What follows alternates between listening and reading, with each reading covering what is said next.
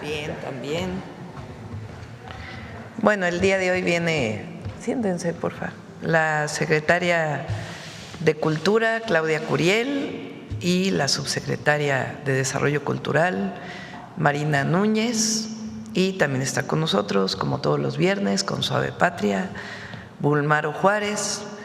Vamos a iniciar la conferencia con un enlace con Laura Velázquez de Protección Civil para informar de la situación de las lluvias en distintos lugares de la República. El día de ayer llovió en 31 entidades, solamente en Baja California Sur no llovió, pero particularmente en la Huasteca, en los distintos estados que coinciden en la Huasteca, Veracruz principalmente, pero también Querétaro, Hidalgo, San Luis Potosí tuvieron afectaciones. Esta mañana hablé con Rocío Nale y con el gobernador Curi, y a las 12 del día les informo, vamos a tener una reunión de Protección Civil con los estados de la República que fueron afectados por estas lluvias y también por la tormenta tropical Raymond, que está en el Pacífico y que se espera que en unos días pues tenga afectaciones también sobre la costa del Pacífico y la península de Baja California. Entonces vamos a darle la palabra a Laura para que nos informe de las afectaciones. Después de las 12 pues emitiremos un comunicado para que toda la población esté informada de toda la situación en el país relacionada con los fenómenos meteorológicos. Después tendríamos un enlace con el gobernador de Yucatán, porque en Yucatán se va a llevar a cabo Original y Marina Núñez nos va a platicar de esto. Después Claudia nos va a platicar de México Canta, los finalistas, tomamos las preguntas, Suave Patria y cerramos con una sorpresa que les tenemos para el día de hoy. Bueno, vamos con Laura. Claro que sí, Presidenta, muy buen día. Con el permiso de usted, buen día para todos y para todas. Bien lo ha mencionado usted, Presidente, el día de ayer, en 31 entidades federativas tuvimos lluvias de diferentes intensidades, pues solamente en Baja Sur, en Baja California Sur no tuvimos lluvias. Las mayores afectaciones, Presidenta, han sido en Veracruz, Puebla, San Luis Potosí, Querétaro, Hidalgo y Guerrero. En Guerrero, en Zihuatanejo, es donde se registró la más alta precipitación, que fue de 151 milímetros. Si ponemos la siguiente lámina, por favor, para ir informando a ustedes respecto a las afectaciones que tuvimos en el estado de Veracruz. 38 municipios afectados, Presidenta. Se tiene de manera preliminar una afectación de 5,000 viviendas en Álamo. Este es el municipio donde tenemos la mayor afectación, es a donde me dirijo, Presidente, y donde se encuentra la gobernadora Rocío Nale. Además de esto, tenemos algunas corrientes desbordadas, vías alternas también con algunos derrumbes, tenemos deslizamientos de laderas, por lo cual, Presidenta, se han activado 6 refugios temporales con ya 523 personas. Es importante mencionar, Presidenta, que se encuentra desplegado el plan DN3 de la defensa, el plan Marina, asimismo un enlace de coordinación de la Coordinación Nacional de Protección Civil. Todos nos encontramos ahí en Álamo, yo estaré ahí en un par de horas para poder respaldar todas las acciones y sacar una evaluación de daños que por supuesto vamos a compartir a usted y a toda la población en las próximas horas. En la que sigue, si son tan amables, tenemos los efectos y las acciones realizadas en Querétaro. Aquí tenemos 5 municipios con afectaciones, el desbordamiento del río Jalpan, también tenemos deslaves, derrumbes carreteros. Ya se encuentra la Secretaría de Infraestructura, Comunicaciones y Transportes respaldando estas acciones. Hay anegaciones viales, viviendas que están en este momento siendo haciendo una evaluación preliminar para tener un número preciso a las 12 del día, Presidenta.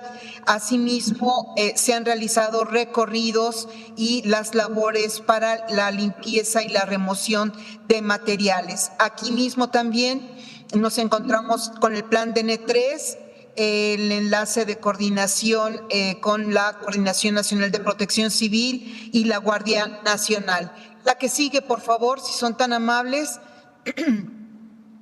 Tenemos las precipitaciones en San Luis Potosí con 11 municipios con efectos, 2 colonias directamente muy afectadas con el derrumbe de cerros, 2 arroyos con escurrimientos, asimismo el desbordamiento del río Axtla y del río Moctezuma. Tenemos en este momento la evaluación preventiva de viviendas. Se está evaluando, Presidenta, para tener también un número preciso en un par de horas. Aquí también plan DN3, plan Marina y también la Coordinación Nacional de Protección Civil. Adelante, por favor, si son tan amables. En Puebla, 26 municipios con afectaciones. Aquí tenemos deslizamientos, derrumbes, deslaves carreteros. Hay una escuela afectada por inundaciones. También tenemos desbordamiento de ríos y se habla de un hospital en Huachinango con anegaciones que ya está siendo atendido. Aquí solamente tenemos un refugio con 2 personas y la Comisión Federal de Electricidad se encuentra tanto en Veracruz como en San Luis Potosí, Puebla y en Veracruz principalmente para restablecer aquellas afectaciones que se tienen. Adelante, por favor.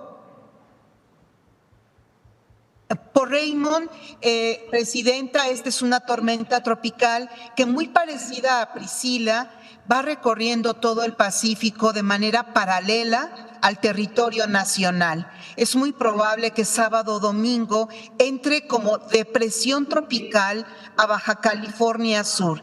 Ya también se ha desplegado ahí un enlace de coordinación por parte de Protección Civil, el plan DN3 y plan Marina. Aquí tenemos afectaciones por esta tormenta tropical en Chiapas, en Guerrero, en Oaxaca y en Michoacán. Aquí se está haciendo también la evaluación de daños, Presidenta. Nos encontramos distribuidos en el territorio nacional, todas las Fuerzas Armadas, Sedena, Marina, Guardia Nacional, asimismo la CFE, Secretaría de Infraestructura, Comunicaciones y Transportes y por supuesto Conagua, Presidenta, y Protección Civil de las entidades federativas, de los municipios y por supuesto de la Federación. Estamos muy al pendiente, Presidenta, a las órdenes de usted y para la atención de toda la población, pues atendiendo todas las afectaciones por estas lluvias que se presentaron el día de ayer.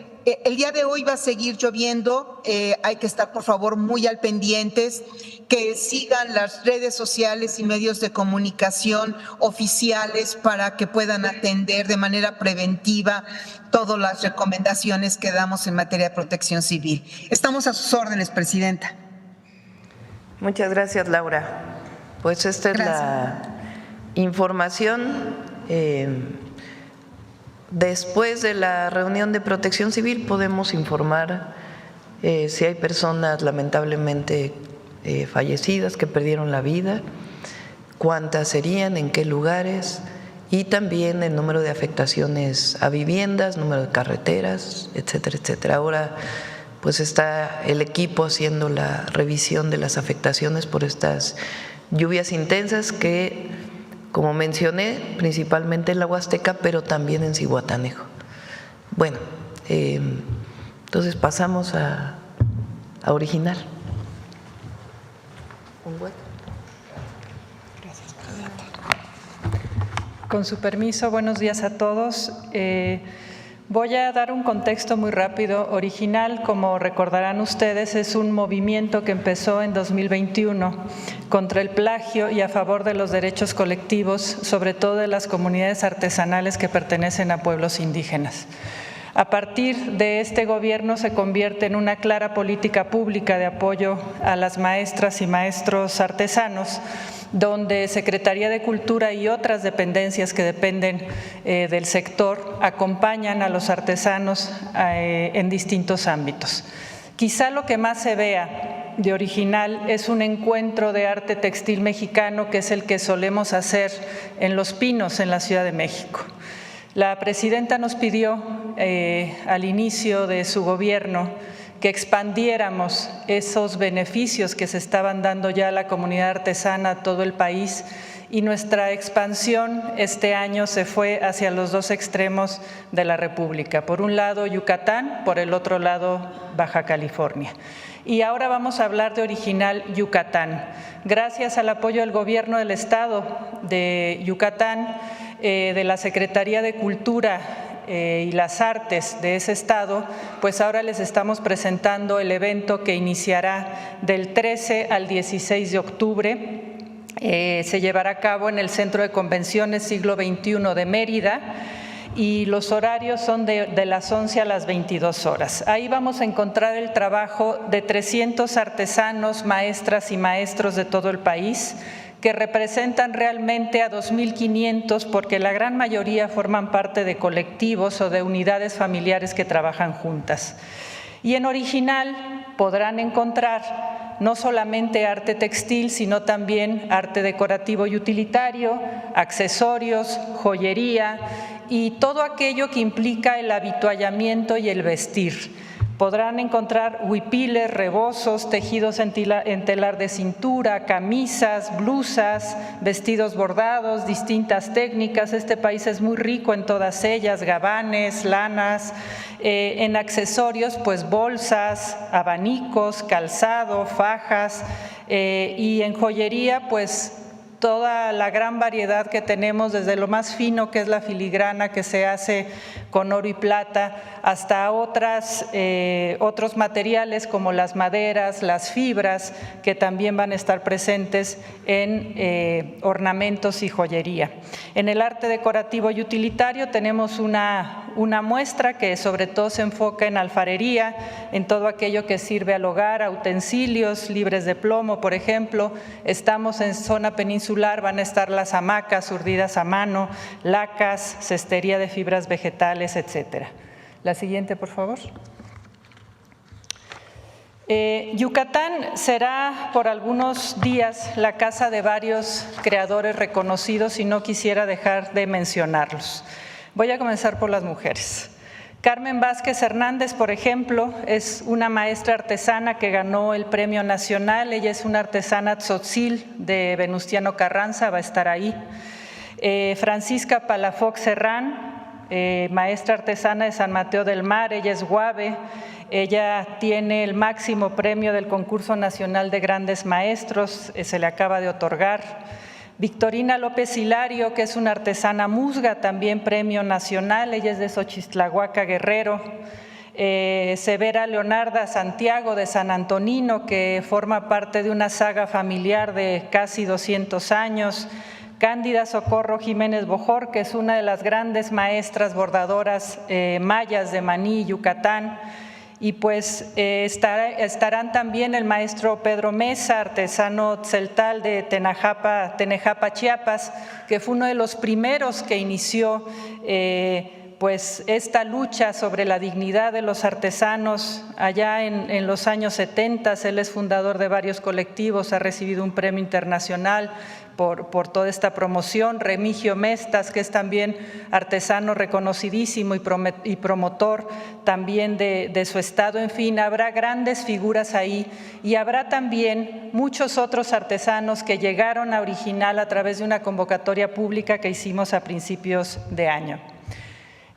Contaremos además, la siguiente, con las tradicionales pasarelas. Son 4 pasarelas, una cada día. Se van a hacer en el Gran Museo del Mundo Maya y estamos haciéndolo ahí porque va a ser la primera ocasión en la que vamos a tener la oportunidad de reunir patrimonio material con patrimonio vivo. Es la historia maya en piedra que se muestra y también va a estar la gran tradición viva y patrimonial que tiene México circulando en este espacio. Todas las pasarelas, donde vamos a ver alrededor de 180, son un poquito más piezas, se van a transmitir a través del Canal 22 y los medios públicos, la televisión yucateca, y pues si no tienen la oportunidad de visitarnos en la península, se va a poder seguir por ahí. Después del gran éxito de Original Nanas y Tatas, aquí en Ciudad de México, Yucatán tendrá su propio Original Nolop, que es Abuelos y Abuelas en Maya. Es una propuesta que se dirige de talleres a adultos mayores, adultos a partir de 60 años, y se busca promover el acceso a los saberes artesanales desde una perspectiva intergeneracional, pero también porque hay muchas personas de estas edades que estuvieron muy cercanas a lo artesanal y que puede funcionar también para su apoyo en motricidad y pueden ser talleres o terminan siendo talleres muy buenos para ellos. Estos talleres tienen que ver con deshilado, tienen que ver con bordado, con pintura, con chaquira huirrárica, con hacer collares, con conchitas de mar, que van a enseñar una artesana Seri, y lo mismo vamos a hacer con los niños. Aquí les llamamos escuincles en el original del centro, allá son original cirulitos. Y también hay un gran programa para ellos con maestros alfareros. Una de las grandes maestras alfareras de Amatenango del Valle, en Chiapas, va a ser la maestra, es una artesana que hace unos jaguares fantásticos muy conocidos. Ella va a ser una de las maestras de los niños. Les vamos a enseñar a tejer con lana, en fin, a hacer también laca y maque y unas máscaras. La siguiente diapositiva, por favor. Original también es el pretexto para mostrar otras expresiones artísticas tradicionales. Va a haber un escenario particular afuera del centro expositivo donde vamos a tener toda la exposición tradicional de música yucateca, la vaquería, los sones, los jarabes, pero también tenemos presencia de 8 estados más. Voy a poner un ejemplo, van a estar las mujeres cardencheras de Durango, que el canto cardenche solía cantarse por hombres, ellas son herederas de esta tradición, son muy buenas. Viene Gaby Romero, la reina del requinto de Baja California Sur, que toca música campirana. Hay música fusión y contemporánea con Sabrosura Sound. Va a estar Son Rompepera, que es de la Ciudad de México, Los Pream, que es un grupo mije de Santa María Tlahuitoltepec, en Oaxaca. La siguiente. Y en el marco de Original, y con esto cierro, se va a llevar a cabo la primera edición del Encuentro de Filigrana. La filigrana es un arte orfebre que está muy unido a la tradición textil, sobre todo de la península. Tú te pones un hipil y te tienes que poner tus collares de filigrana o tus aretes de filigrana. Esta es una tradición que estuvo en riesgo de perderse y vamos a hacer un primer encuentro de todos aquellos maestros que hacen filigrana en el país. Son alrededor de 50 maestros, es un intercambio de conocimientos, es un intercambio de opiniones, se van a recabar ahí necesidades y obviamente todos ellos pues van a poner a la venta lo que hacen. Los esperamos a todos en Mérida. Nos vamos a reunir en el mercado más grande de arte tradicional mexicano que hay en América Latina. Es un esfuerzo muy grande que se está haciendo con el gobierno estatal, con los propios artesanos que formaron parte de un consejo que están programando con nosotros este evento, y pues aquí los esperamos en la ciudad de Mérida. Y vamos a dar paso a un enlace a la capital. Presidenta, con el gobernador. Muy buenos días, gobernador Joaquín Díaz Mena. Gracias, Marina. Saludos a la secretaria Claudia Curiel. Muy buenos días, estimada presidenta Claudia Sheinbaum Pardo. Quiero agradecerle por su apoyo al pueblo de Yucatán y por impulsar espacios que dignifican la cultura y el trabajo artesanal de México. Del 16 al 19 de octubre, Yucatán será sede original 2025, un encuentro nacional que celebra la diversidad cultural y los saberes ancestrales de los pueblos originarios. El evento se realizará en el Centro de Convenciones Siglo XXI, en el Gran Museo del Mundo Maya, con entrada libre para todas y todos. Durante estos 4 días, más de 300 artesanas y artesanos de todo el país participarán en expoventa, talleres, conciertos y foros. Es una gran fiesta de la creatividad mexicana, donde la tradición se encuentra con la innovación. En los foros original, reflexionaremos sobre identidad, comercio justo y sostenibilidad. Y se presentará el manual de bordado maya en Yucatán, elaborado junto con la UNESCO. También habrá un ciclo de cine de pueblos originarios con obras que muestran la fuerza y la voz de las comunidades indígenas. Las pasarelas original presentarán diseños inspirados en los paisajes de México y en el arte textil de nuestras creadoras y creadores. Como ya lo comentó Marina, cada noche habrá música y danza con artistas de todo el país, entre ellos la orquesta típica yucalpetén Orgullo de Yucatán.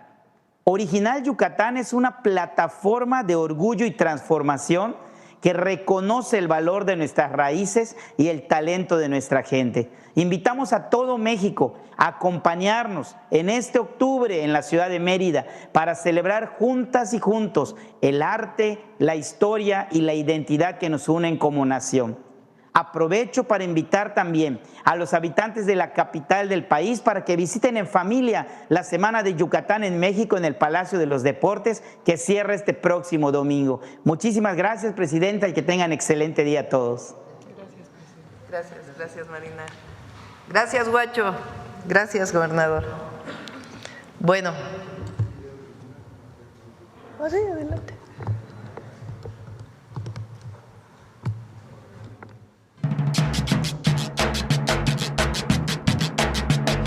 Cada pieza tiene una historia. Nace de la tierra, del tiempo y del conocimiento compartido entre generaciones. En cada creación hay identidad, comunidad y amor por lo que somos. Aquí aprendemos a valorar lo auténtico. Original Yucatán reconoce ese valor. Más de 300 artesanas y artesanos de todo México se darán cita para compartir su trabajo, su historia y su legado cultural. Aquí el arte no se exhibe, se conversa, se toca, se siente. Cada pieza refleja el amor de quien la crea y el corazón de una comunidad que sigue viva. Ven a conocerlas, a conocerlos. Descubre lo que significa crear con el alma, compartir desde el corazón y valorar lo hecho en México. Original Yucatán, del 16 al 19 de octubre en el Centro de Convenciones Siglo XXI. ¡Te esperamos! Muy bien. Cerramos con México Canta hoy. Muchísimas gracias, presidenta. Muy buenos días. Bueno, la semana pasada tuvimos la final de México Canta en el Teatro Esperanza Iris, un concurso que tomó 7 meses de preparación y que culminó justamente el domingo pasado. Quiero volver a agradecer, por supuesto, a Majo Aguilar, a Grupo Intocable, que hicieron una presentación maravillosa y generosa, a la presidenta por apoyar a la música, a la cultura como herramienta de transformación, y también a la jefa de gobierno de la ciudad, Clara Brugada, que hospedó la final de México Canta, que esta vez fue en la Ciudad de México y en otros momentos estaremos circulando en otros estados. Nuevamente al Consejo Mexicano de la Música, que a lo largo de estos meses nos acompañaron, fueron sustanciales, y a todo el equipo de la Secretaría de Cultura, que de verdad se fortaleció, principalmente a Canal 22 y a todo su equipo. Bueno, nada más avanzamos, muy breve. Como saben, la final tuvo una votación directa del público en vivo durante 25 minutos. y un premio de especialistas. Nos sorprendió mucho ver, y por eso compartimos este mapa, que votaron en 39 países en todo el mundo, lo que quiere decir que no solo los mexicanos estadounidenses estaban conectados con el concurso, sino que los mexicanos en el mundo estuvieron viendo la final en tiempo real a través de los medios públicos y evidentemente en México el porcentaje fue el más alto, pero sorprende que 39 países, por ejemplo, en Filipinas, Indonesia, Japón, en Italia, en Costa Rica, en Argentina. Entonces, bueno, esto habla también de la resonancia de la cultura mexicana. Avanzamos, por favor.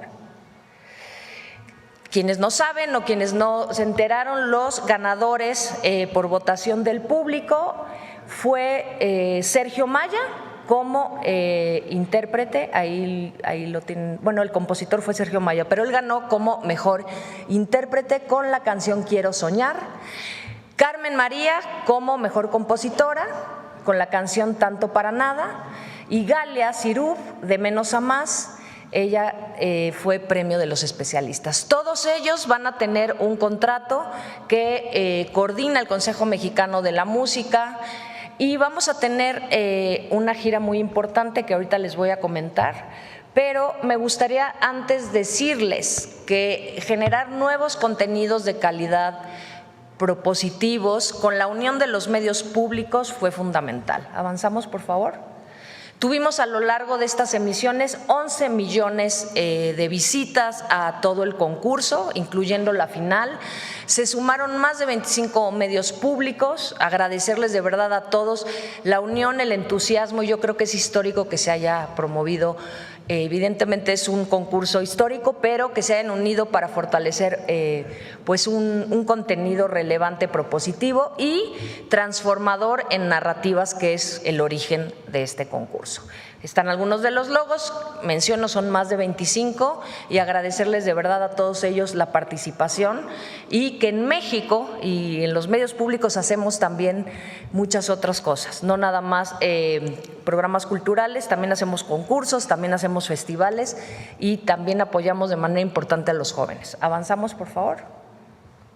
¿Qué vamos a hacer ahora con los finalistas, los ganadores? Bueno, por principio decíamos, no solamente los 3 que fueron votados por el público, nosotros consideramos que todos son representantes de esta nueva música mexicana, que no hace apología de la violencia, que posiciona a México desde otro lugar a través del talento joven, y los finalistas y muchos de los semifinalistas van a participar y se van a apoyar con el Consejo Mexicano de la Música y evidentemente a través de la Secretaría de Cultura para fortalecer sus capacidades y hacer giras.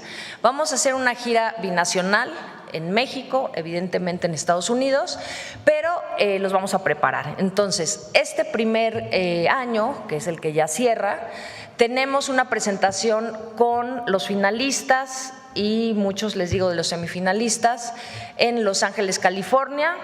Ellos van a participar con Legado de Grandeza, que también es otro grupo que hizo Himno Migrante, que es un ensamble de jóvenes que van a incluir a los nuevos talentos para empezar a visibilizar de manera internacional a todos estos ganadores.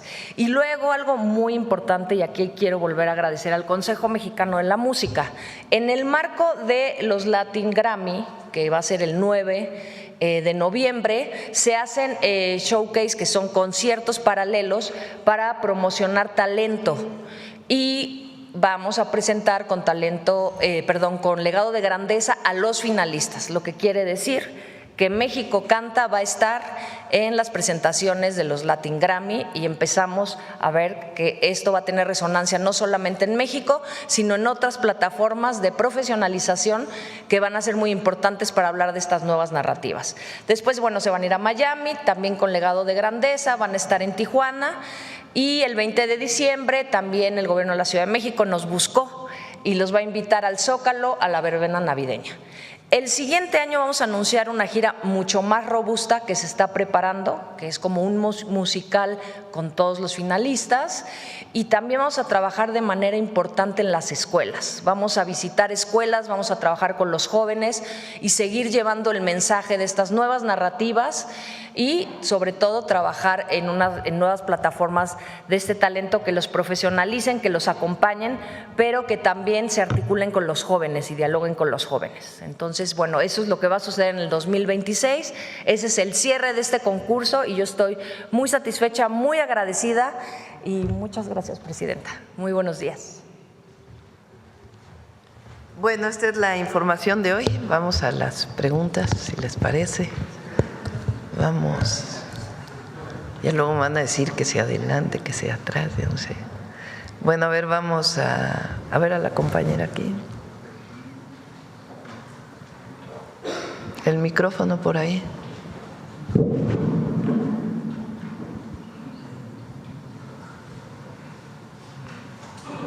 Gracias, Presidenta. Buenos días. Hatsiri Magallanes, de MBS Noticias. Se dio a conocer una información de que ya se prepara una reunión con acreedores del empresario Ricardo Salinas Pliego, con gente de su gobierno y que incluso podría ser la próxima semana. ¿Podría confirmar ya este encuentro? Sí, todavía no hay fecha, pero sí se va a tener una reunión, como ya lo había comentado. Pero de que sea la próxima semana todavía no. Todavía no está la fecha exacta. Gracias.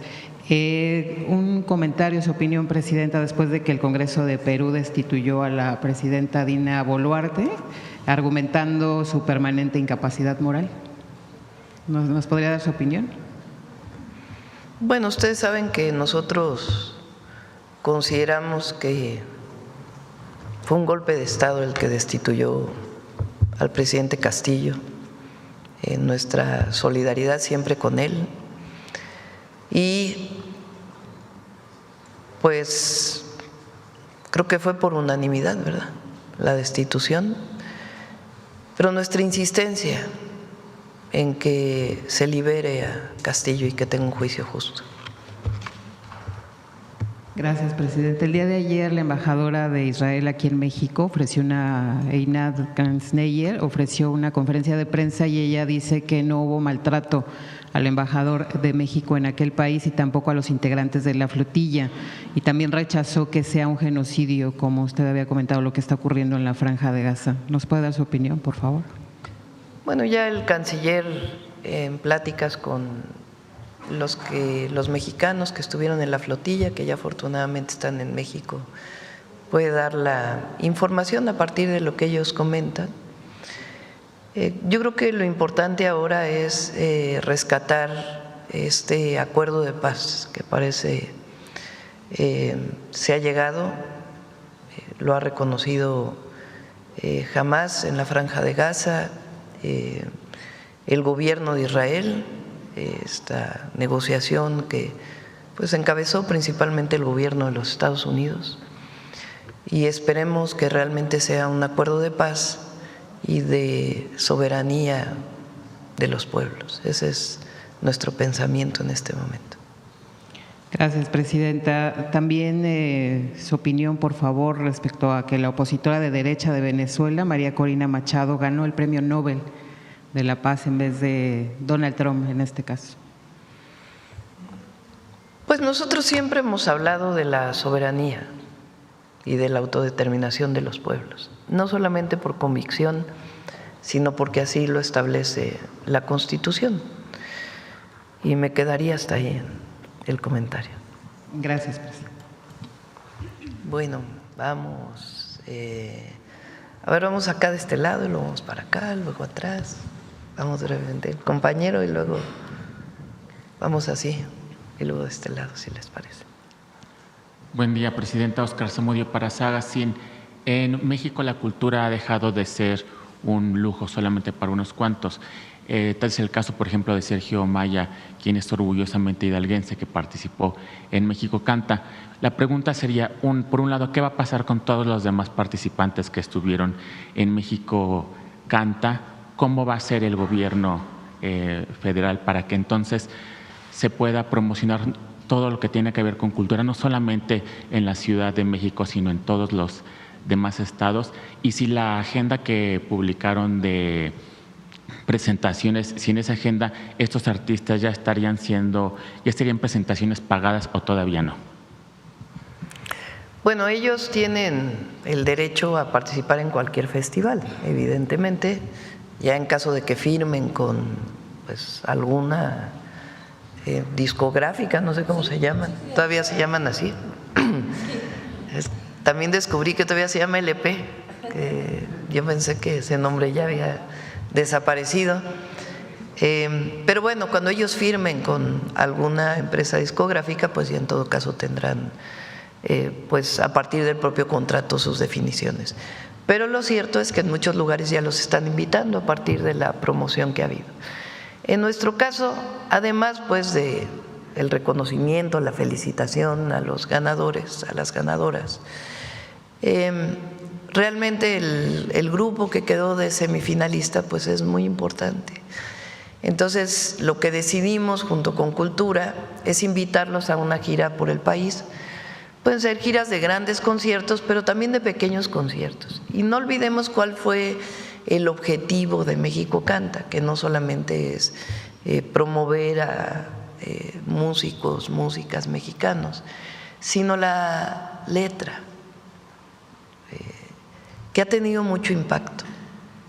Nosotros no prohibimos letras, en algunos estados lo han hecho, nosotros no prohibimos letras que tengan que ver con la apología de la violencia o el consumo de las drogas, pero creemos que el promoverlas pues genera una narrativa social de que es algo bueno. Entonces, ¿cómo atender a nuevas narrativas? Pues promoviendo música diferente.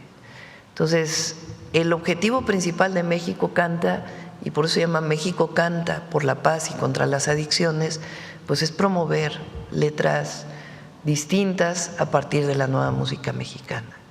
Y por eso queremos que ellas y ellos vayan no solamente a grandes conciertos, sino a escuelas, a centros donde estén jóvenes, en donde hablen de sus propias experiencias y compartan pues una visión distinta a partir de la música, que es un lenguaje maravilloso en el que los jóvenes se encuentran. Entonces, ese es el objetivo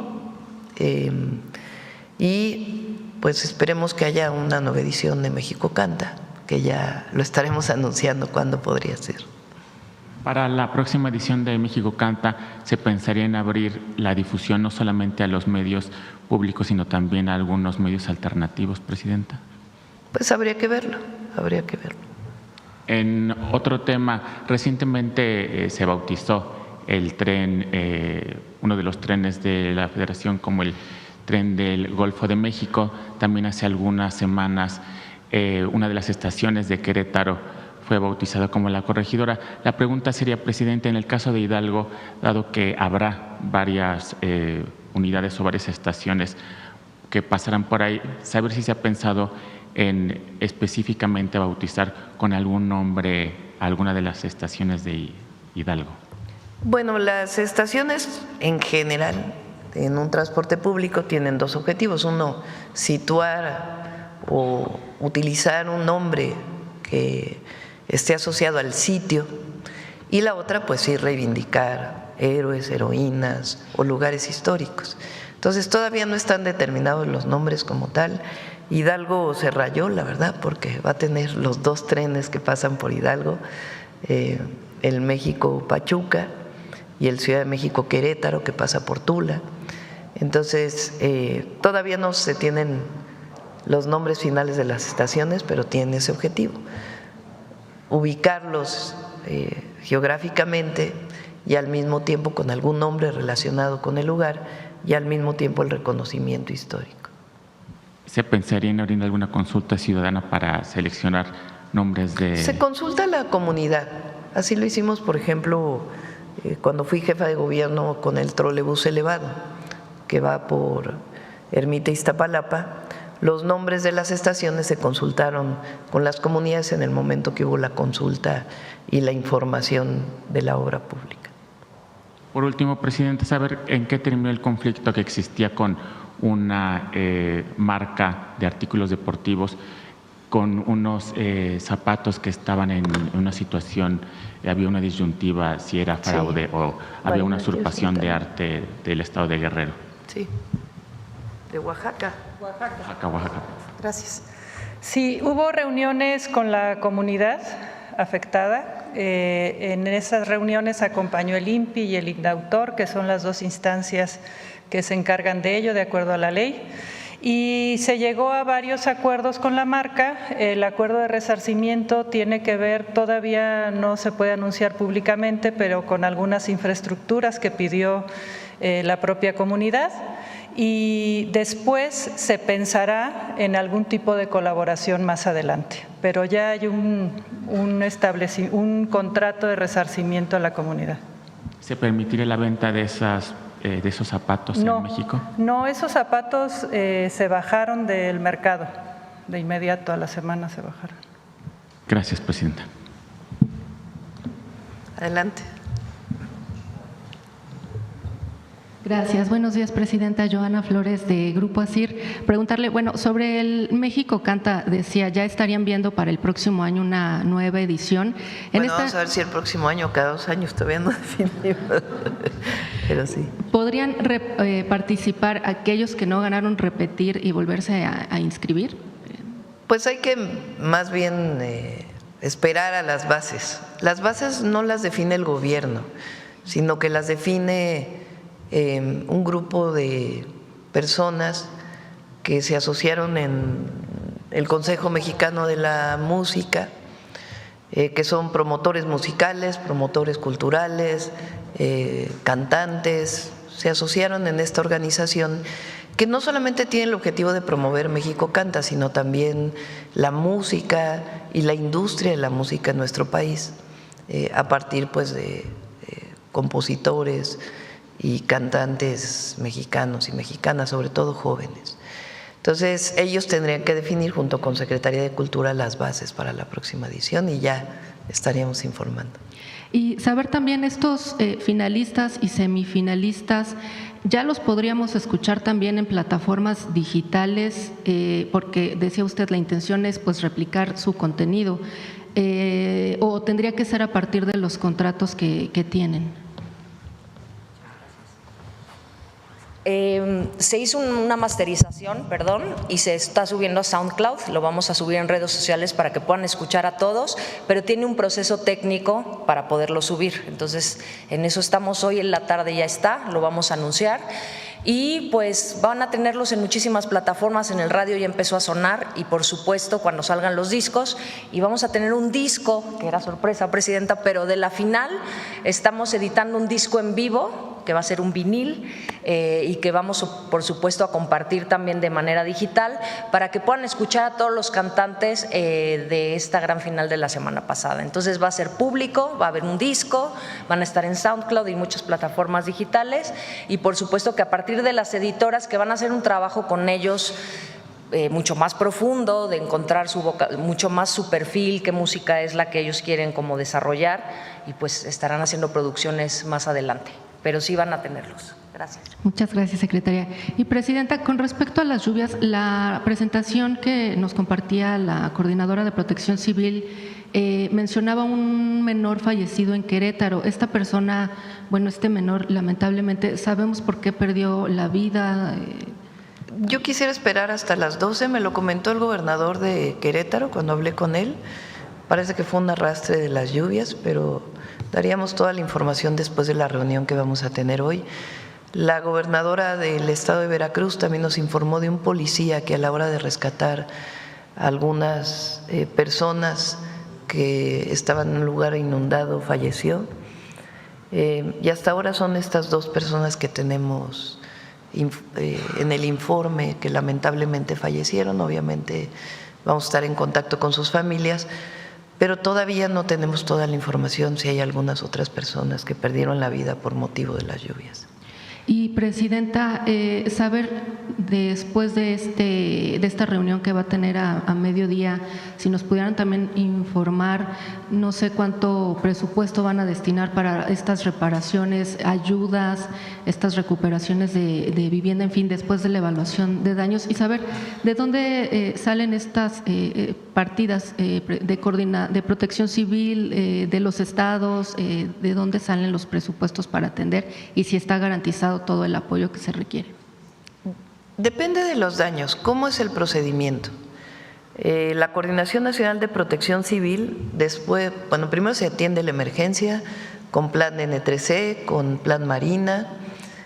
Ahora la Guardia Nacional se suma al plan de N3C, ya no existe el plan Guardia Nacional, dado que pasó a la Secretaría de la Defensa.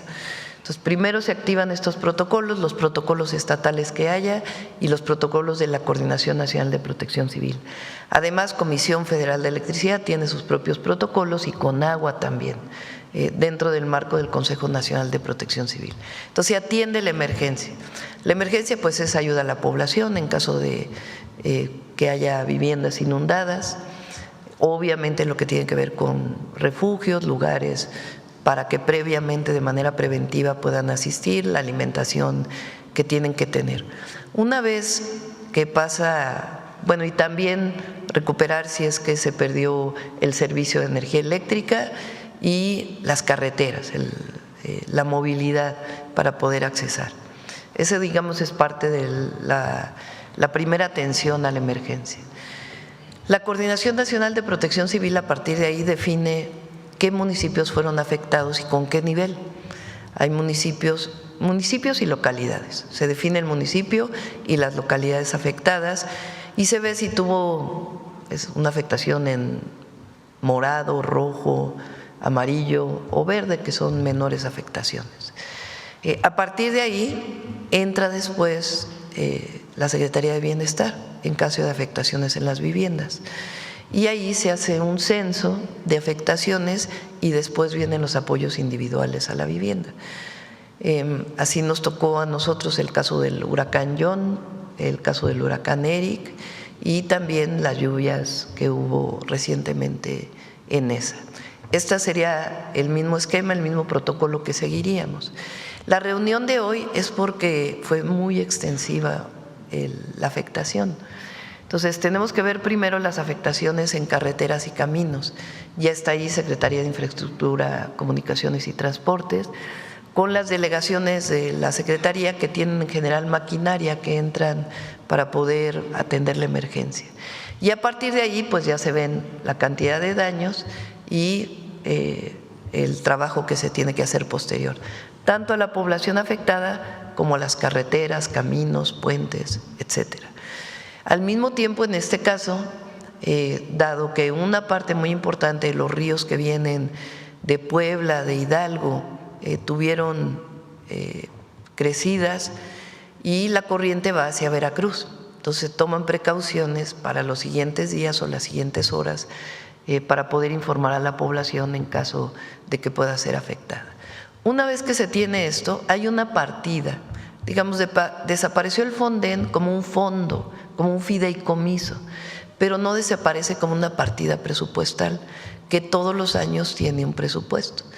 En caso de que se acabe el recurso de ese presupuesto, que hubiera sido lo mismo si hubiera estado en un fideicomiso o no, pues entonces se toman las precauciones para poder determinar apoyos adicionales que vendrían del propio presupuesto público, es decir, obras que ya no se harían, que se destinarían directamente a la emergencia. Hay recursos suficientes para poder apoyar a la población en este momento. ¿De cuánto es esa partida presupuesta aproximadamente? Este año, a ver si nos informa Berta de qué tamaño es la partida de emergencias este año. Y, Presidenta, ¿se prevé o cuándo tienen previsto que ya termine esta temporada de lluvias que se ha extendido? Bueno, pues el tema es que, si ustedes recuerdan, toquemos madera, la temporada de huracanes en el Pacífico continúa hasta octubre y una parte de noviembre todavía. Entonces, todavía hay una parte en el Pacífico que podemos tener afectaciones. Ahora, por ejemplo, en el centro del país normalmente en octubre ya no hay lluvias tan importantes. Lo que pasa es que ahora, pues, con la situación del cambio climático, pues, mucha de los fenómenos meteorológicos que normalmente ocurrían en determinado periodo, pues se han intensificado. Gracias, presidenta. Y en otro tema, me gustaría comentarle que en Grupo ASIR recibimos una denuncia en nuestra redacción de una persona que acudió a pagar su predial, tiene su vivienda en Puebla y se da cuenta que su vivienda ya no está a su nombre. Investigando, esta persona encuentra que le roban la identidad, que la persona que le robó la identidad vende su casa a otras personas. Investigando aún más se da cuenta que hay complicidad de notarios públicos en Puebla y de personal del Infonavit.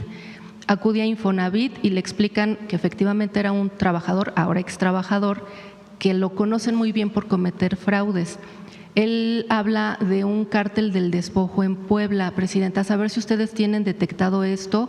Ya la persona tiene, por supuesto, denuncias administrativas, penales sobre esto, pero pues denuncia también retrasos, falta de atención, falta de resultados, etcétera. Pero por un lado, saber, ¿ustedes tienen detectado denuncias en Puebla, presidenta, sobre un cártel que esté despojando a la gente de esta manera? Y saber también qué más puede hacer esta persona. Bueno, primero, si nos das el nombre y lo autoriza ella, que podamos, o él, podamos ponernos en contacto para poder atenderle. No tenemos como tal una denuncia de un modus operandi de un grupo, pero pues por lo que comentas hay que investigarlo. Gracias, presidenta. Y ya finalmente preguntarle, ¿asistirá al informe de la jefa de gobierno, Clara Brugada? Va a ir un secretario o secretaria, todavía estamos en esa determinación, y muchas felicidades a la jefa de gobierno. ¿Usted va al Estado de México? Sí, este fin de semana nos vamos a quedar aquí en la zona metropolitana. El día de hoy, pues además de atender lo de protección civil, vamos a atender algunos otros temas, y sábado y domingo vamos a asistir a actividades aquí en la Ciudad de México y en el Estado de México. Muchas gracias. Gracias. Adelante. Buenos días, presidenta. Hans Salazar, de Noticiero en Redes. Preguntarle sobre la venta parcial, en este caso de Banamex, ya que Grupo México tenía el interés incluso de, más allá de una parte, comprar la propia, en este caso el banco, pero bueno, Banamex ya se decantó y dijo, pues va con la propuesta primera de Chico Pardo, bueno, el empresario Chico Pardo, con el 25%. ¿Cuál sería la ruta, presidenta, si ya está calculado el tema del pago de impuestos por la venta parcial? Y también aprovechando el tema cultural, Banamex tiene uno de los acervos muy importantes sobre cultura. Preguntarle si a partir de este tema de la venta parcial ¿hay alguna propuesta o algún interés por parte del gobierno de nuestro país, por parte de usted como presidenta, para ver esta apertura, pues que el pueblo tenga acceso de alguna manera en alguno de los mecanismos para este acervo cultural, pues que ya tiene un gran valor para nuestro país? Bueno, de la primera pregunta, Citi determinó que la propuesta con la que finalmente aceptan la venta de al menos una parte de Banamex es la primera propuesta que se presentó, rechazan la segunda propuesta. Entonces queda el empresario Chico Pardo con el 25% y la otra parte, entiendo, la abren a accionistas, a la bolsa. Cuando hablamos en su momento, que nos informaron antes de que dieran la conferencia de prensa, pidieron una llamada telefónica, bueno, una videollamada conmigo. Estuve con la CEO de Citi y con Chico Pardo en una conversación, y el secretario de Hacienda, estuvimos para informarnos en su momento pues del acuerdo que habían tenido, el 25%, que ese mismo día anunciaron públicamente de la venta. Ahí pregunté qué iba a pasar con el acervo cultural y artístico de Banamex, y el empresario Chico Pardo tiene la idea de abrirlo mucho más. Entonces, en su momento Desde la primera venta de Banamex se llevaron como parte de la venta el acervo artístico y cultural, y la idea pues es que pueda exponerse a la gente. Entonces estamos en ese proceso y pues ya pediría a Secretaría de Cultura que se pongan en contacto con el empresario para que pueda haber pues una visita y conocimiento de este acervo cultural tan importante. También preguntar sobre si hay más actividades por el aniversario de la creación de la construcción del Palacio de Bellas Artes. ¿Del aniversario de Bellas Artes si hay más actividades? ¿Quieres informarlo?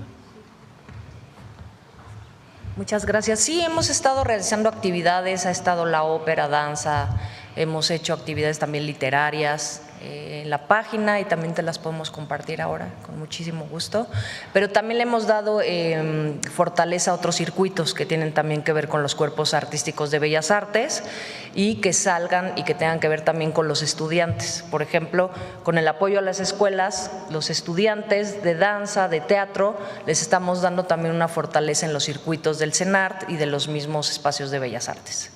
Recuérdales lo que hicimos este año. ¿De las mujeres? Claro. Bueno, incluso ya anunciamos, este año uno de los proyectos prioritarios que se termina el siguiente fue el apoyo a la renovación, mantenimiento profundo de 38 escuelas de Bellas Artes y del INA. Más de 1.500 millones de pesos en el caso de Bellas Artes. Vamos a presentar muy pronto los resultados de estas primeras intervenciones. Ahorita vamos a un 70%, las lluvias también complicaron.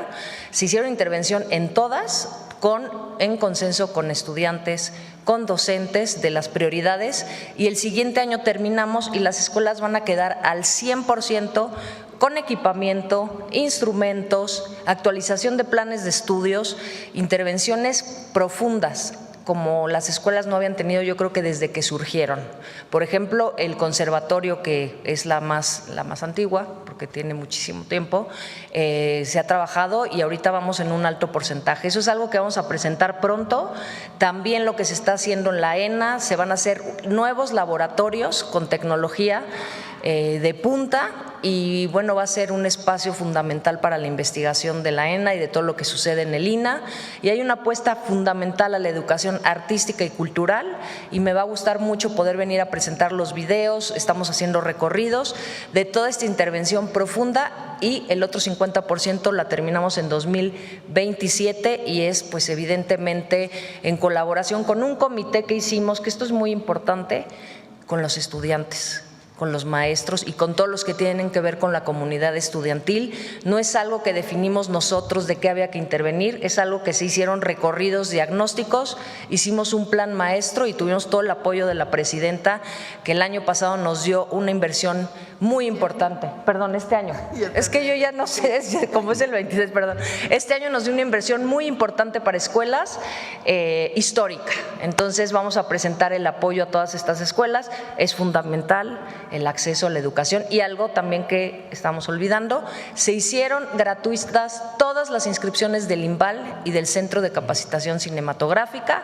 Refrendamos la calidad de la educación gratuita también en el ámbito de la educación artística y cultural, y eso también es histórico, y eso está ayudando a muchos estudiantes que sobre todo luego vienen de otros estados, y es otro de los apoyos importantes. Entonces, muchas gracias, presidenta. La escuela de cine, ¿no?, que se abre en la cuarta sección. Y estamos por abrir la escuela de cine, el otro CCC, que es de oficios, y la escuela de oficios de Bellas Artes en la cuarta sección de Chapultepec. Va a ser acceso gratuito, va a incrementar la matrícula y las oportunidades de oficios. No necesariamente los estudiantes están pidiendo tal cual una licenciatura.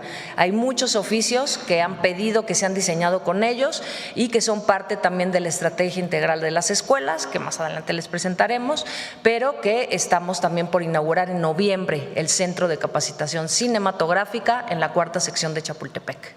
Gracias, presidenta. Presidenta, este año, nada más para recordar, lo dije en el informe, del recorte que va a tener el Poder Judicial, acordado con ellos. Recuerden que el Poder Judicial envió su presupuesto con los antiguos miembros de la Corte. De ahí van a salir como 16,000 millones de pesos que se van a distribuir en distintas áreas. En educación viene una parte muy importante, sobre todo presupuestos que por alguna razón no salieron adecuados, como en el caso de la Universidad de Guadalajara, pero también viene mayor presupuesto para cultura, particularmente para IMCINE, para poder completar pues este mantenimiento mayor que se está haciendo a todas las escuelas. Gracias, Presidenta. Preguntarle también sobre el tema de la UNAM. Bueno, ya se ha estado tocando sobre el caso del joven que agredió a otro. A ver, este año la partida para emergencias es de 19,430 millones de pesos. Comentaba sobre la UNAM.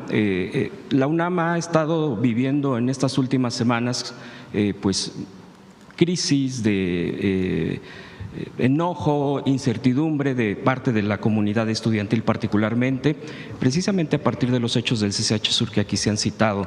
Incluso últimamente ha habido mucho esta discusión internamente en la UNAM y incluso hay cierta agitación, me refiero cierta inconformidad, mejor dicho. En este caso, pues el rector ha estado dando su respuesta propia, pero preguntarle a usted, Presidenta, y usted que ha brindado desde el propio Gobierno federal y respetando la autonomía de la Universidad Nacional, ¿cuál es su punto de vista, usted que ha sido académica durante muchos años de la UNAM, ¿usted considera que esto, porque se especula mucho que pueda haber pues intereses externos a la universidad para que ocurra, pues empiece a que hay una bomba, estas alertas, bueno, ya hay investigaciones propiamente, pero dale una visión de que esto va más allá de algo pues cotidiano que vive la universidad? ¿Qué lectura tiene, Presidenta? Apenas se está trabajando en la información para ver, son varios temas, ¿no? Vamos a colocarlo cada uno en su lugar.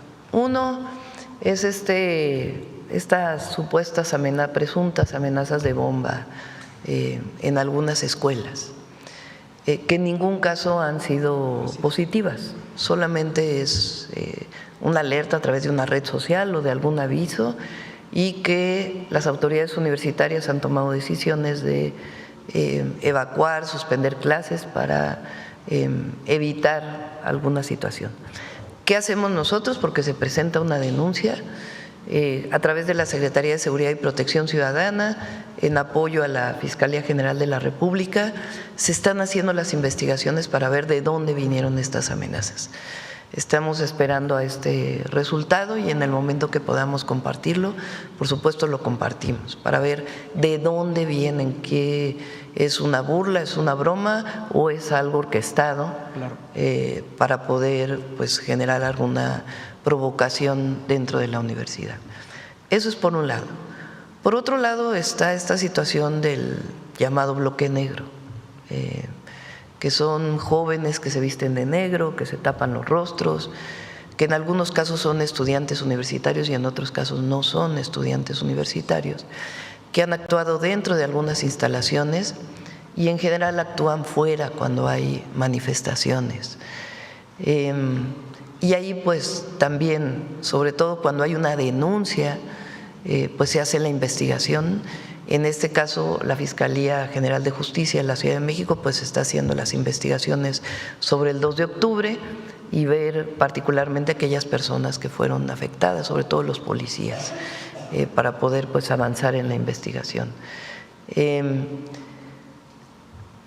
El otro tema pues es lo que ocurrió en el CCH Sur, que es otro fenómeno distinto. Es un joven que ataca a otro joven a partir de un fenómeno en las redes sociales vinculado con grupos que se generan a partir de fenómenos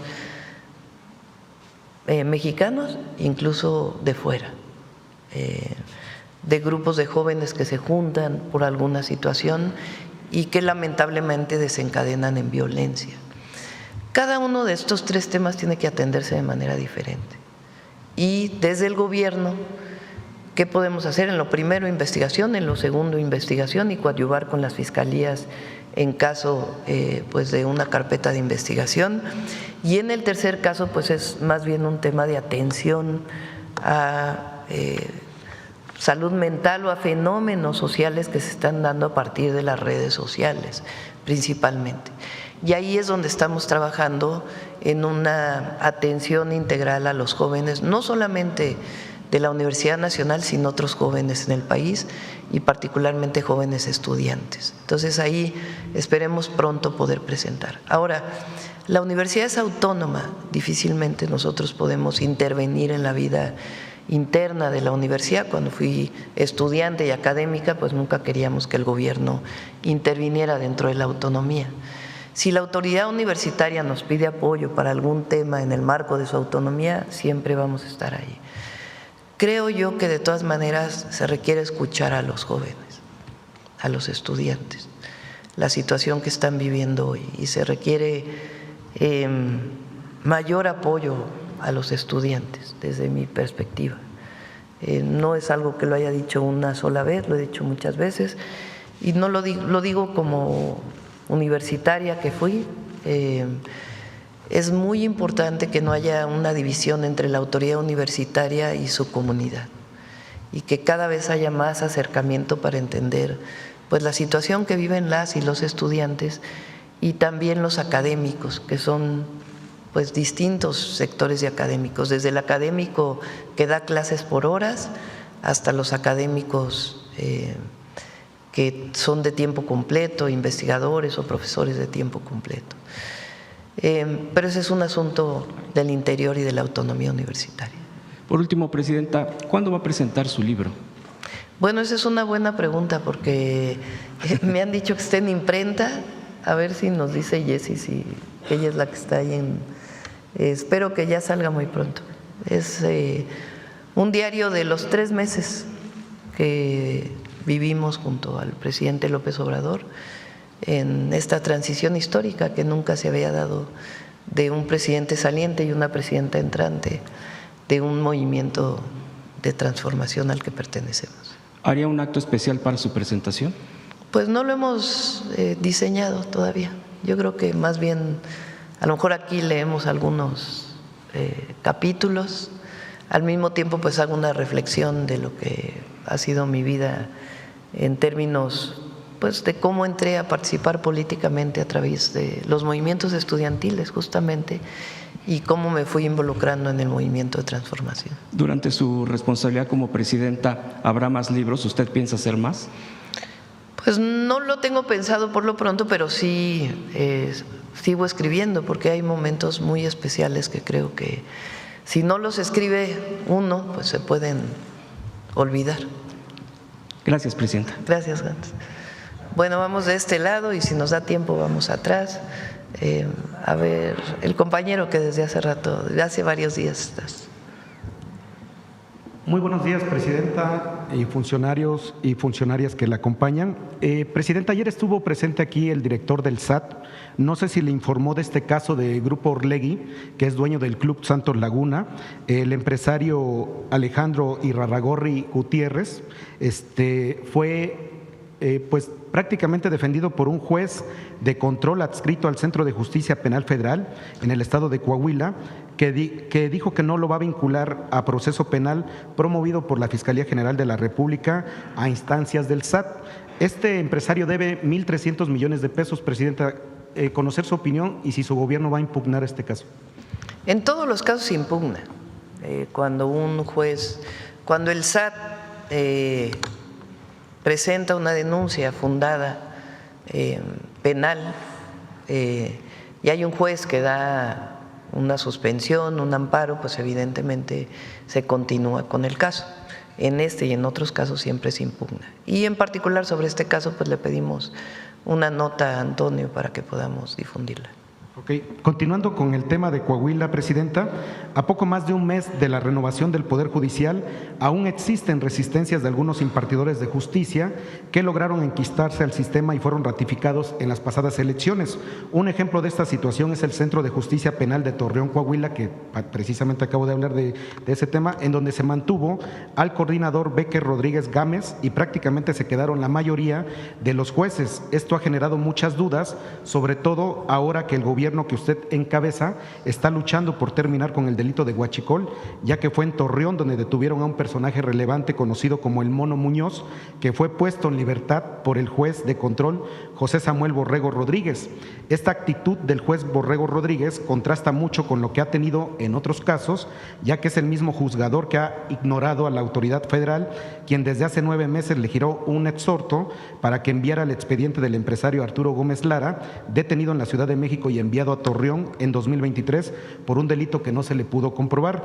De hecho, hace 40 días que se determinó la no vinculación a proceso de esta persona porque no había pruebas, vínculos ni motivos, redactó el juez federal y sin embargo sigue privado de su libertad.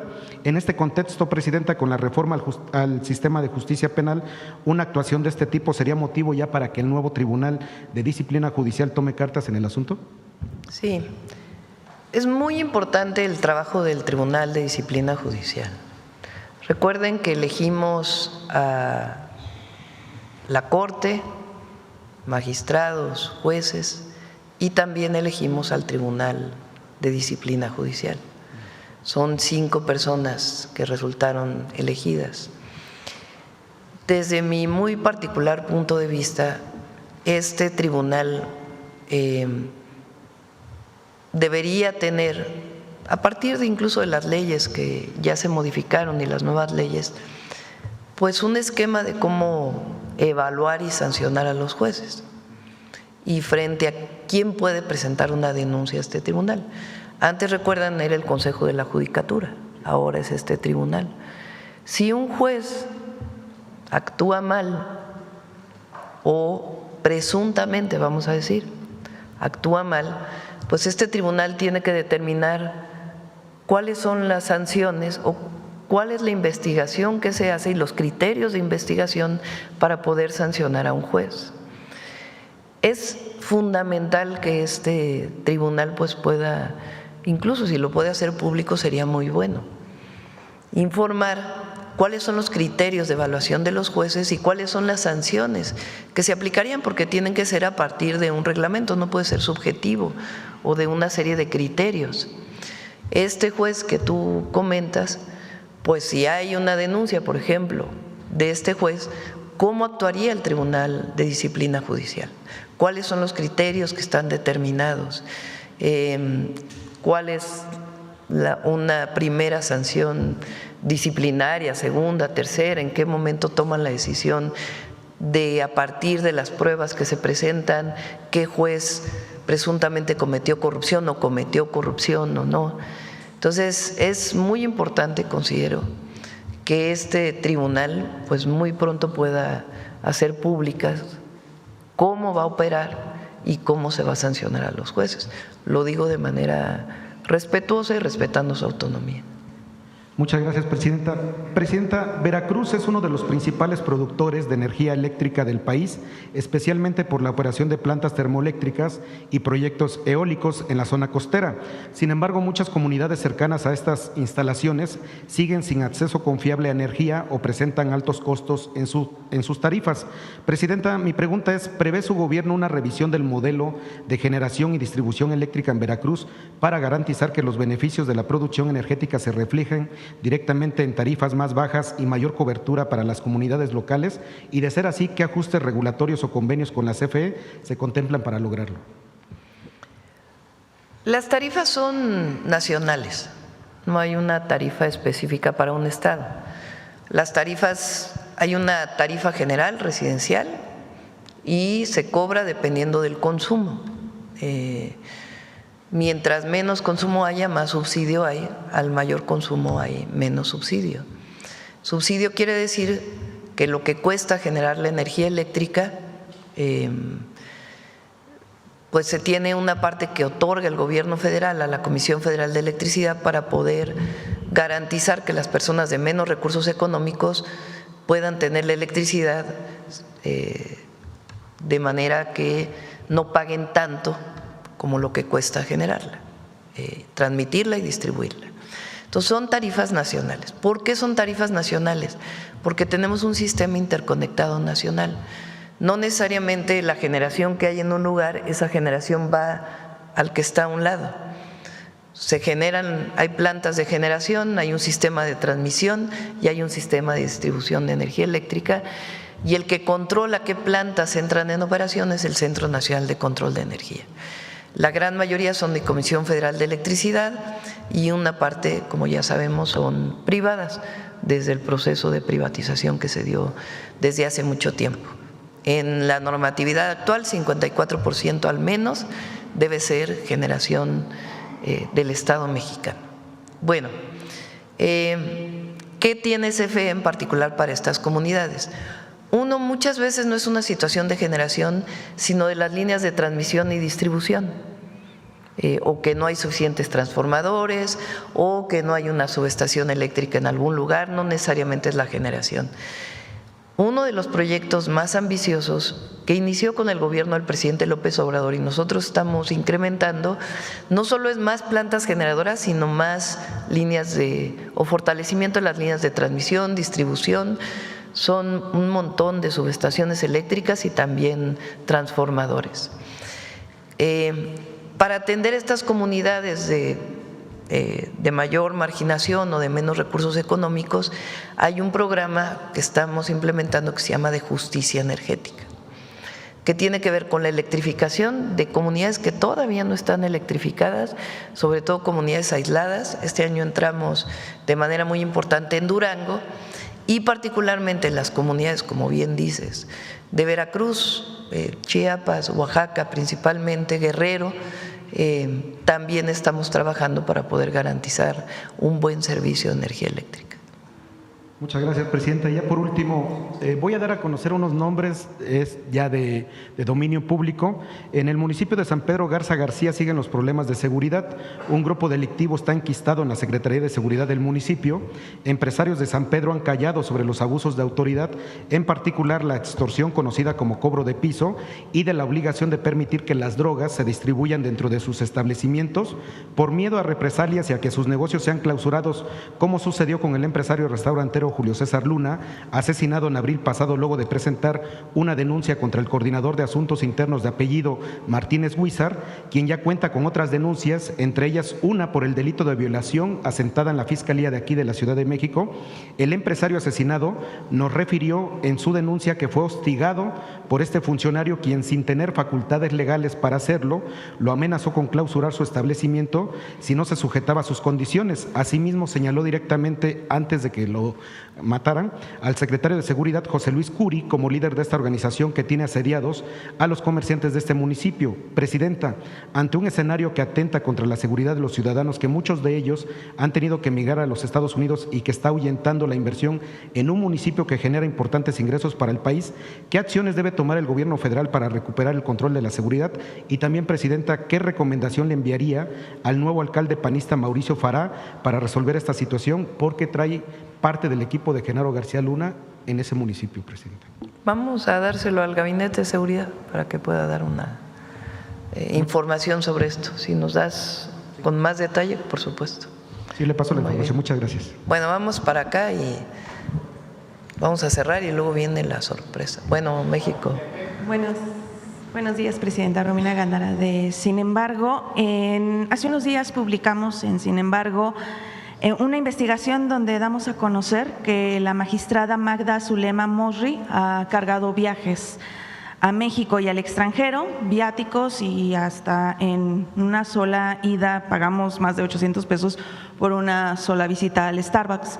Nos hemos concentrado en ella en esta ocasión, pero pues esto podría tratarse de algo más extendido en el Tribunal Federal de Justicia Administrativa.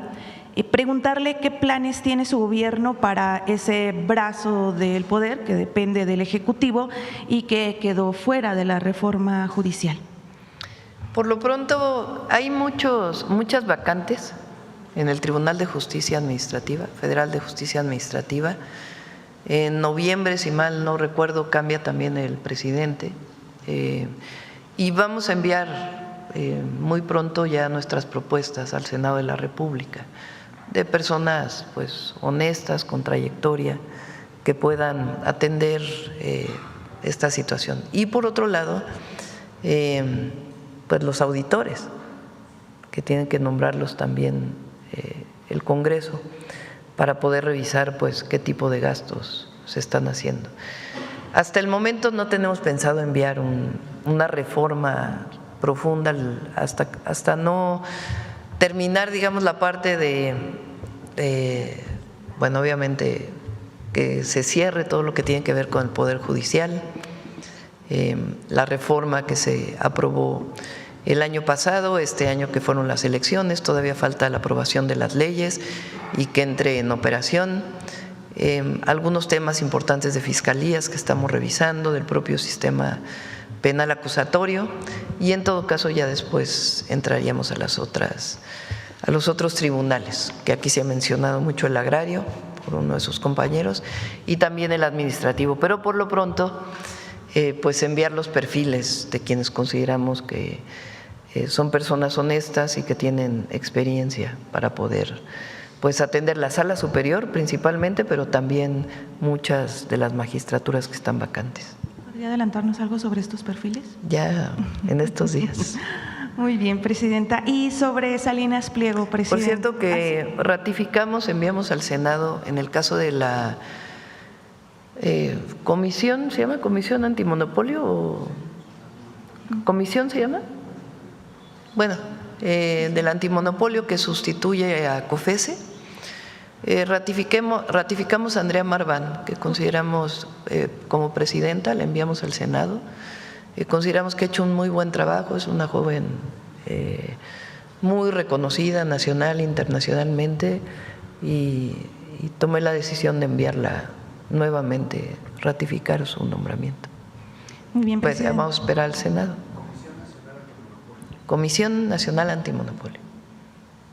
Muy bien, presidenta. Sobre Salinas Pliego, preguntarle si el gobierno se siente firme respecto a este caso, porque si es así, el gobierno, y si pues el gobierno gana en los siguientes meses toda esta serie de litigios, amparos, pues va a necesitar un plan para que las empresas se mantengan operando, porque tienen pues carteras de clientes, acreedores, deudas pendientes con otros privados y son parte de un sistema, por ejemplo, del bancario, pero pues al mismo tiempo el gobierno de ganar pues va a tener que cobrarle estos 74,000 millones de pesos.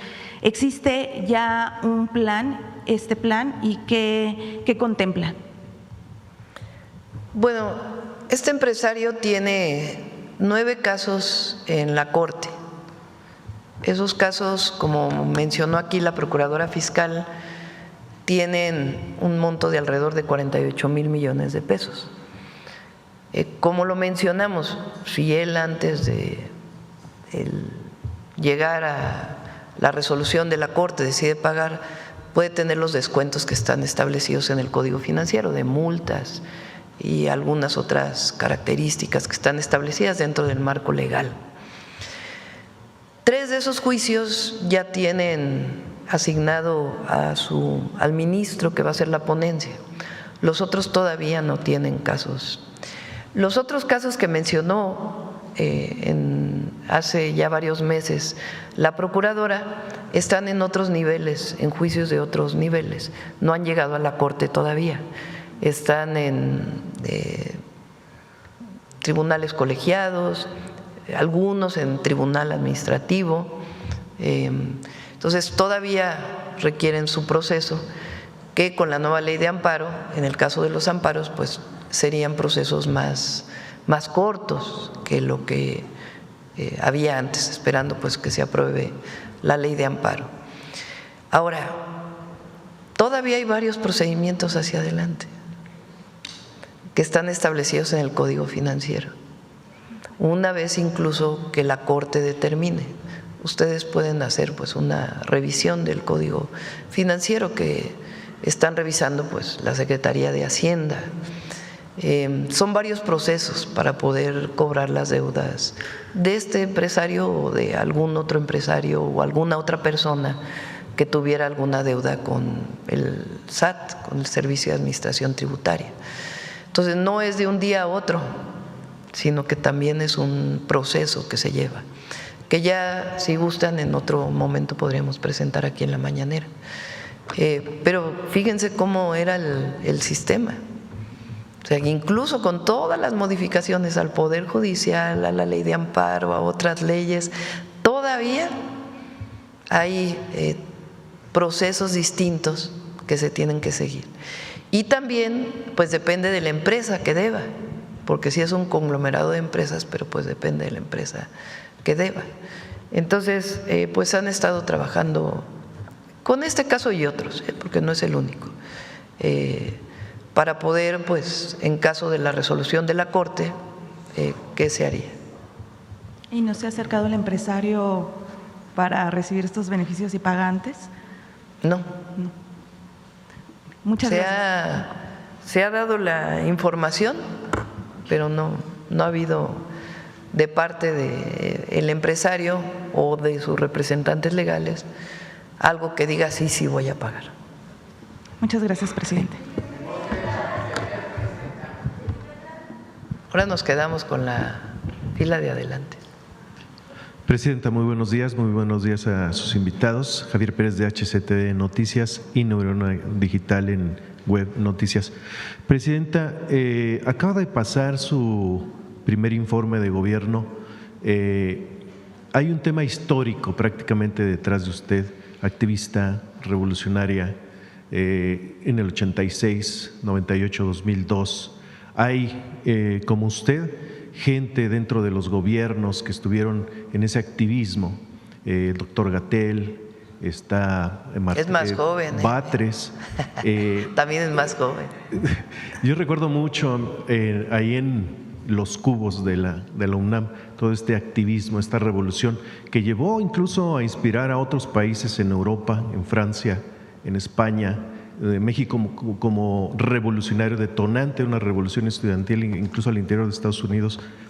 Hoy, como presidenta de nuestro país, el balance, si usted recuerda todo este activismo, ¿qué reflexión le deja hasta hoy en el cargo que está ahorita, y un balance y si sigue con ese ímpetu que recordábamos muchos dentro de la UNAM en este activismo y ahora como presidenta? Fueron muchos movimientos. Yo entré al CCH a los 15 años, ya llovió, en noviembre del 77, 1977. Mi número de cuenta empieza con 78, porque se ponía el número de cuenta de la generación. Mi número de cuenta es 78 17 26 1-0, todavía me acuerdo. Cuando entré imagínense, fueron 78, son 10 años después del 68. Para uno que tenía 15 años le parecía que había sido hace muchísimo tiempo. Si uno valora lo que representan 10 años, pues en este caso estamos hablando del 2015 al 2025. 2015 fue la formación, la primera vez que Morena participa en una elección. Pero valora uno los tiempos de una manera distinta, a partir de la edad que uno tiene, evidentemente. Entonces habían pasado 10 años de 1968, de la represión. Todavía en 78 se vivía, aunque ya había iniciado una apertura democrática, que así le llamaban en el régimen de entonces, pues mucha represión. Todavía en 78 hay, de esa época, muchos desaparecidos políticos. La primera movilización en la que yo participé fue en el movimiento de rechazados. Jóvenes que no habían entrado al CCH o a la prepa, porque entonces no había tantas opciones de preparatoria, había principalmente la UNAM y el Politécnico, por lo menos en el centro del país, en la Ciudad de México o en la zona metropolitana. Y muchos jóvenes por el examen de admisión no habían entrado a la prepa. Y a mí me parecía muy injusto que por qué había entrado yo si otros jóvenes de mi edad pues no habían participado.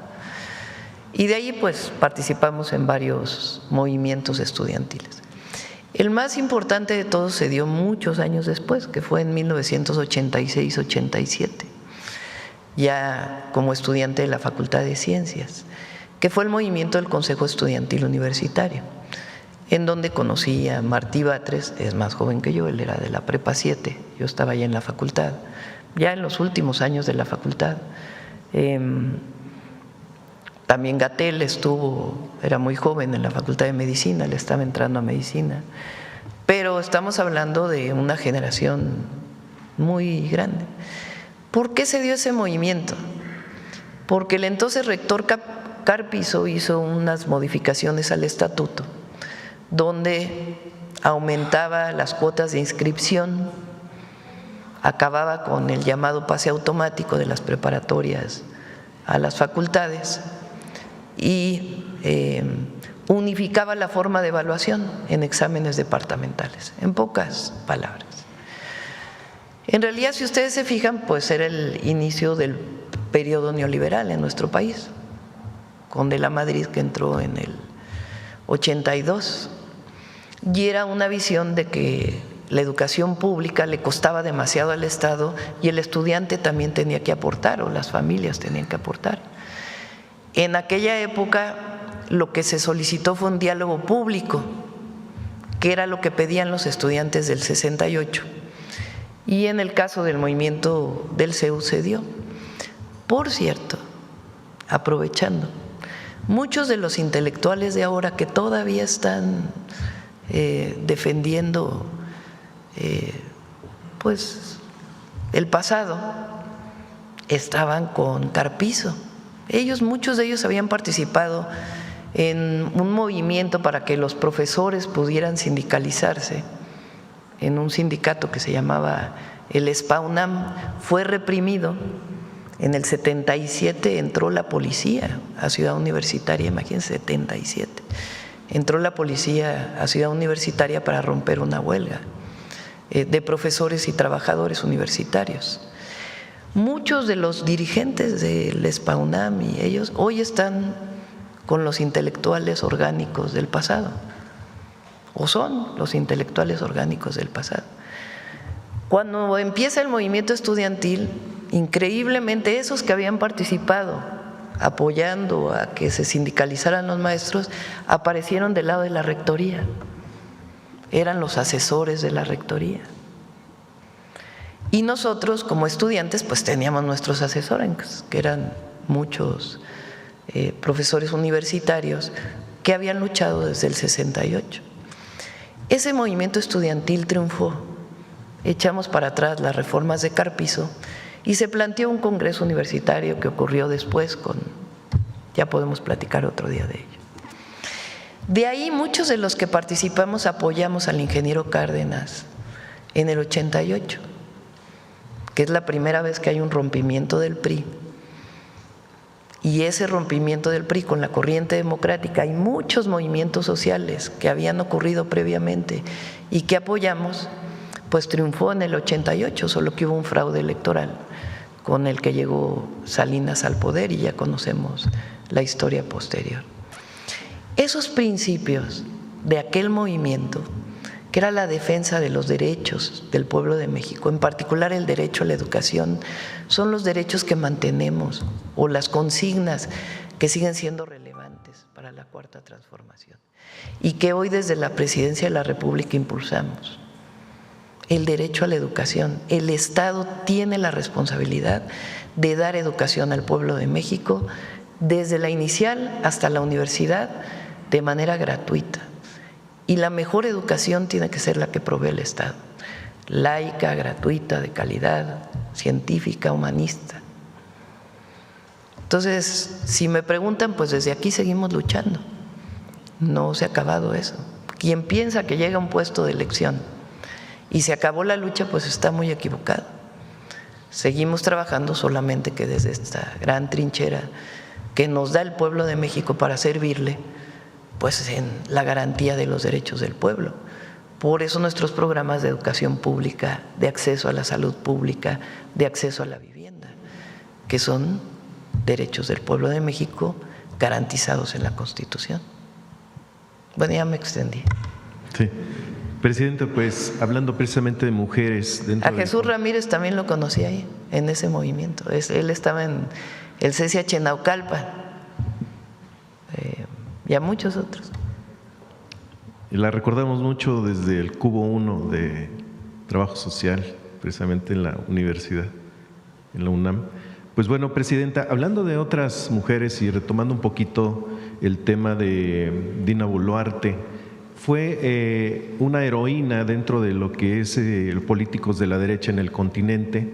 Incluso recibió y fue a visitarla Felipe Calderón, Alejandro Moreno, la nombró a usted, y me refiero con mucho respeto, como no grata dentro de su país.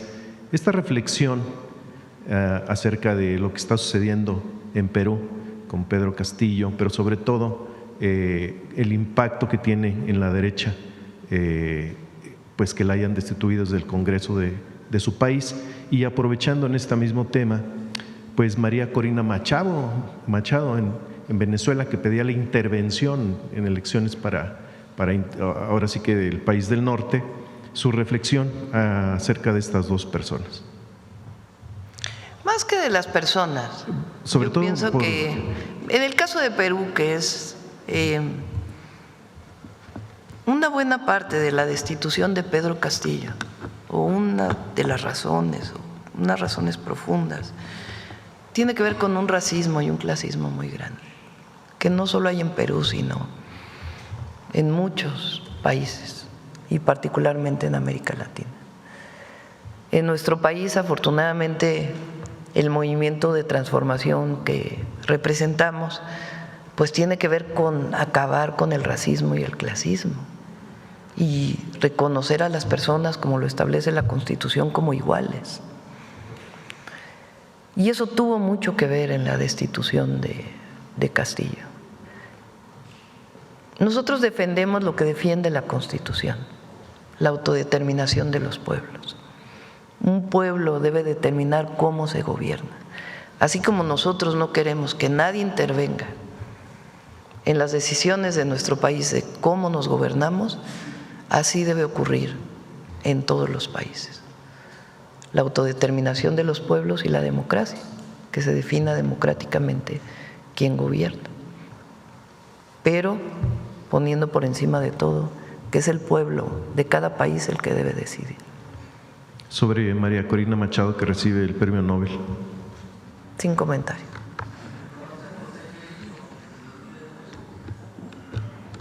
Vamos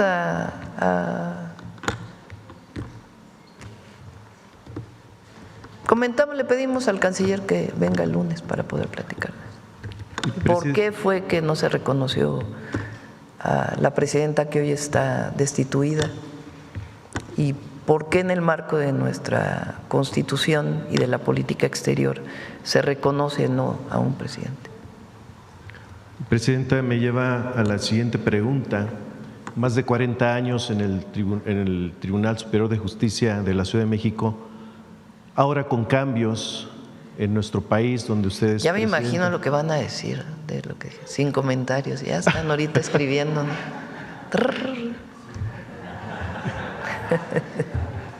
Pues su posición como presidenta, hay gobernadoras hoy de la apertura del 2018 a la fecha, hay una democracia en nuestro país donde el pueblo tiene el poder de elegir a quienes lo manden. Se ha demostrado en diferentes estados, en municipios, en secretarías de gobierno. Y me lleva a lo siguiente, Presidenta, en el Tribunal Superior de Justicia de la Nación, de la Ciudad de México, hace más de 40 años, o 40 años para ser exacto, donde no hay una mujer que esté al frente de la presidencia de este tribunal, que es el más importante o era el más importante y con mayor peso en lo que es la procuración de justicia en prácticamente todo el continente. Hay elecciones internas. Que decidan, no me voy a meter. Que decidan, perfecto. Sí, que decidan ahí. Y por último… No sé, porque en el caso nacional queda como presidenta o presidente de la Corte quien más votos tenga, ¿no? Pero no sé, en este caso de la ciudad, cuál sea la interpretación, pero lo revisamos. A los tribunales en general, porque también se ha hablado de una reforma a las procuradurías, al sistema de justicia penal. Siempre va a estar a favor de que haya más mujeres en la toma de decisión, pero en este caso en particular… Y votación, y que se pudiera votar, también que el pueblo pudiera decidir. Hay que revisarlo, vamos a revisarlo. No, por eso digo, ya hicimos una primera reforma muy importante al Poder Judicial, hay que cerrar esta reforma y en todo caso hacer una evaluación para los otros tribunales, el agrario, el administrativo. Por último, Presidenta, si tiene usted algún informe de cómo va la reforma al agua, y bueno, también la derecha se ha pronunciado ya en voto en contra de la ley aduanera que ha causado muchísima polémica al interior de partidos de derecha. Pues gracias. Vamos a estar en contra. Rara vez votan algo a favor. Es una definición de ellos. Gracias, Presidenta. Sí. A ver, vamos aquí muy rápido y ya cerramos porque ya es retarde. Vamos con Suave Patria y luego la sorpresa. Buenos días, Presidenta. Yanara Alcántar de PopLab de Guanajuato. Durante muchos años el Estado de Guanajuato invirtió en la creación de instituciones educativas, en su mayor parte politécnicos y tecnológicos, algunos de ellos en convenios con el gobierno federal, eso como exigencia de la política de atracción de inversiones de la primera década de este siglo, además de que la industria automotriz que se había establecido en el Estado demandaba mano de obra calificada. Sin embargo, en los años recientes esa infraestructura ha sido utilizada para otorgar premios políticos y como cuartel de invierno de candidatos derrotados o exfuncionarios al borde del retiro. En PopLab se documentó el caso del Tecnológico de Abasolo y TESA, donde colocaron como rectora a una ex candidata panista perdedora de una elección, que es abogada de profesión, que no cumple el requisito de grado de doctora que pide la ley y que nada tiene que ver con las 8 ingenierías que se imparten en la institución. En cambio, desde ese cargo realiza ya campaña con las 8 ingenierías que imparte… realiza ya campaña anticipada para volver a contender por el PAN en ese municipio en 2027. En ese sentido, Presidenta, ¿considera que el reto que tiene el país de formación profesional de jóvenes y las enormes inversiones realizadas en materia educativa se merecen este tipo de decisiones políticas de coyuntura? Ayer lo preguntaron también, ¿no? Hay un sistema educativo de educación superior que son los tecnológicos y politécnicos, que se creó, si mal no recuerdo, en el sexenio de Fox, donde el gobierno del estado pone la mitad y el gobierno federal pone la otra mitad. Y desde entonces se quedó esta idea de que el gobernador ponía a los directores. Se lo comenté, lo hemos comentado con Mario Delgado, con el secretario de Educación, y evidentemente la dirección de una escuela pues no puede ser un favor político, ¿verdad? Tiene que ver con pues perfiles que permitan desarrollar a la institución académica. Entonces pues vamos a revisar en particular estas instituciones y pues garantizar que sean perfiles académicos quienes dirijan las instituciones educativas. Gracias, Presidenta. Y bueno, el pasado 19 de septiembre se cumplieron 4 meses de la desaparición de José Juan, de 15 años, en Valle de Santiago, Guanajuato, y al pasado 23 de septiembre también debió ser respondida a la acción urgente del Comité contra la Desaparición Forzada de las Naciones Unidas con la información sobre las medidas adoptadas para cumplir con las recomendaciones, entre ellas la identificación, localización y entrevista a cada uno de los agentes de las Fuerzas Armadas que participaron en el operativo, a los agentes de la Fiscalía Estatal involucrados, así como a los mandos militares que ordenaron la movilización. De hecho, esta misma petición pues, fue solicitada por el abogado que lleva el caso, sin que hasta el momento haya avances sobre esta petición. Bueno, en ese sentido, pues a ver si nos puede informar sobre avances. No te escuché al principio, ¿qué caso es? la desaparición forzada de José Juan en Valle de Santiago de 15 años. Si quieres le pedimos al Gabinete de Seguridad que pueda dar más información y a la propia Secretaría de la Defensa. Gracias. Y bueno, por último, Presidenta, respecto al tema del Tren a León, hace unas semanas, pues junto con la gobernadora Livia Denis, se encabezó el banderazo de salida del tren Querétaro-Irapuato, un proyecto que es calificado… Perdón, a ver si hoy mismo en este caso pueden dar la información, ¿no? Porque… Sí. Sí, gracias. Justo del banderazo de salida del tren Querétaro-Irapuato, un proyecto que es calificado como estratégico para impulsar la movilidad y la conectividad del Bajío con otros estados. La noticia ha sido pues muy bien recibida con entusiasmo en Guanajuato, sin embargo pues ha generado también muchas expectativas de otros municipios intermedios, como es el caso de Silao e incluso los municipios de San Francisco y Purísima de Rincón, que ya están en el camino hacia Guadalajara. Hay posibilidades en ánimo de aumentar el aforo de pasajeros que otras estaciones puedan ser consideradas y también por otra parte pues los anteriores gobiernos panistas del estado invirtieron mucho dinero en un derecho de vía para un tren interurbano por el corredor industrial de Guanajuato que nunca se realizó y muchos de esos terrenos hoy se encuentran invadidos o han sido utilizados para otros proyectos, pero algunos podrían resultar viables todavía. ¿Nos podría decir a cuál de los dos gobiernos, si al federal o estatal, corresponde la liberación del derecho de vía para el ramal del Tren a León y si sería posible supervisar que los procesos necesarios para garantizar el aterrizaje del proyecto se lleven a cabo con oportunidad y eficacia, sobre todo por la importancia que representa pues esta obra y también por la expectativa que ha generado entre los habitantes del estado? La liberación del derecho de vía corresponde a la Federación. Evidentemente intervienen muchísimas instituciones.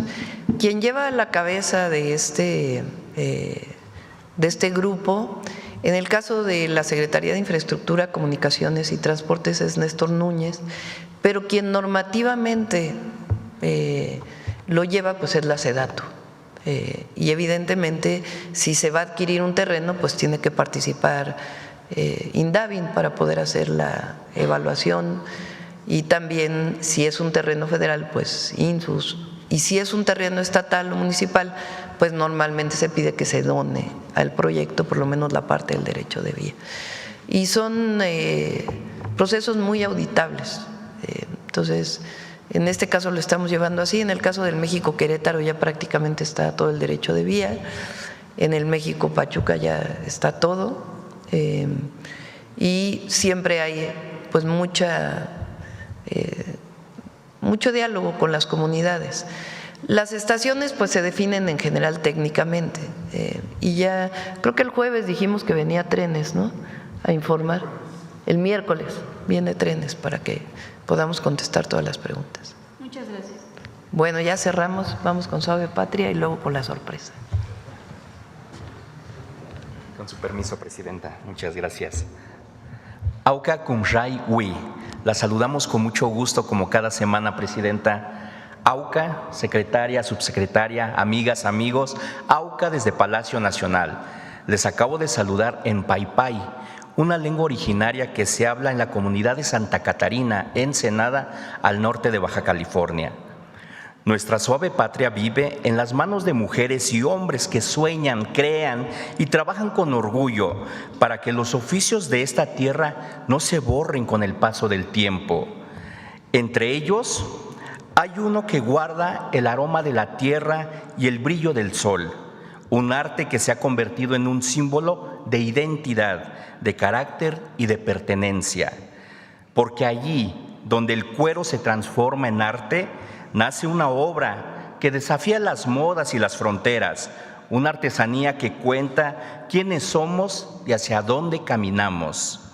Por eso hoy, en Suave Patria, queremos compartir con todas y todos ustedes esa herencia que viste al norte de México, la alegría, la destreza y el talento de quienes, con aguja, hilo y el corazón en la mano, dan vida a un emblema nacional. Con el permiso de usted, estimada Presidenta, amigas, amigos, presentamos una cápsula que celebra el orgullo de Tamaulipas y el amor de su gente por México.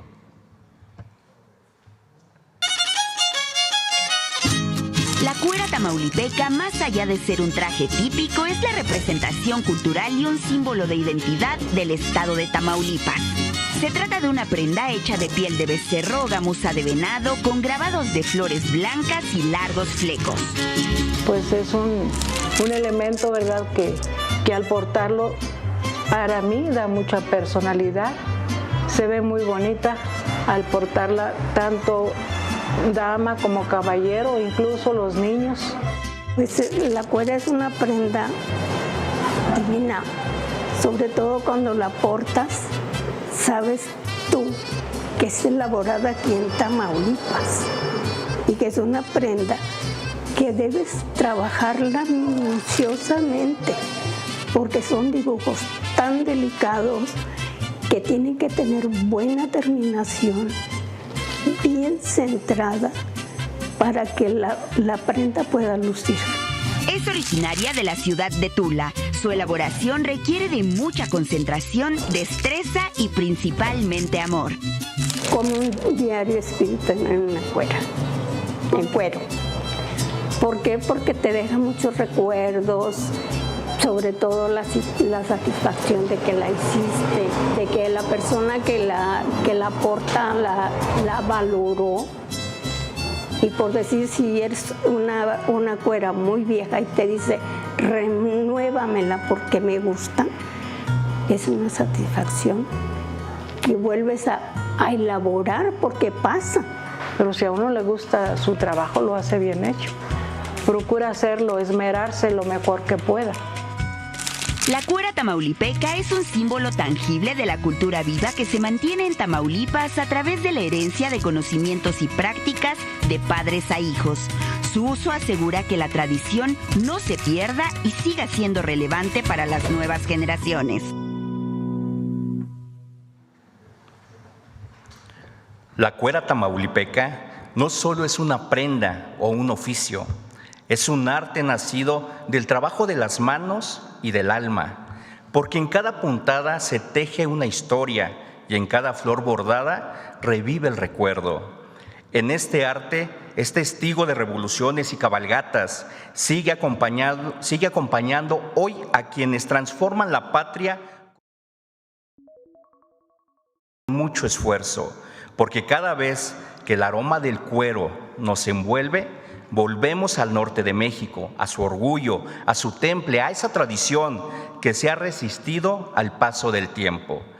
A las mujeres y hombres que hacen de la cuera tamaulipeca un símbolo vivo, gracias.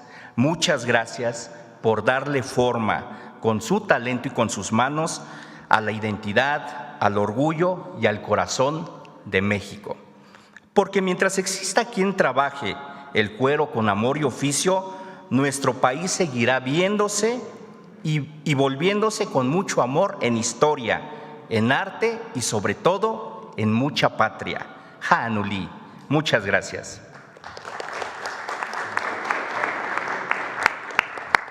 Vienen los finalistas de México Canta. Los ganadores, ganadoras. Adelante. Con legado de grandeza.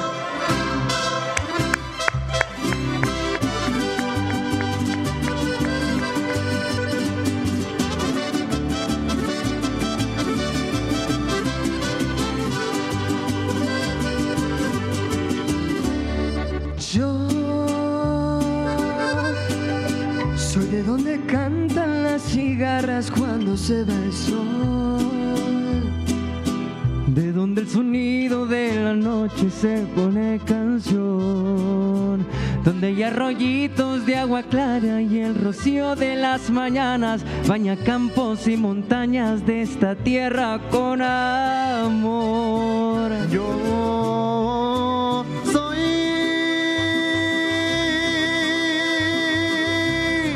puro mexicano y por donde quiera que ando orgulloso voy cantando. Soy de México, señores.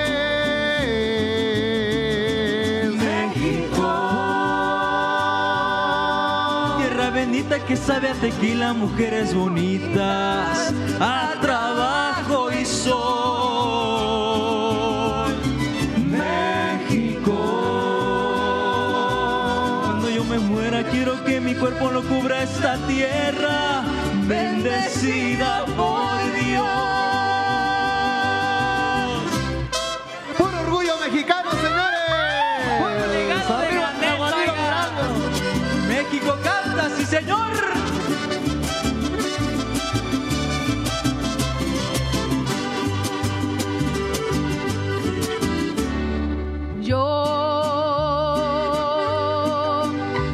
Donde suenan las guitarras por cualquier razón, en donde de gallo en plena madrugada y cantarle al amor. Pa' sanar heridas en el alma, pa' curarnos de un dolor, pa' cantarle al agua guadalupana con fervor.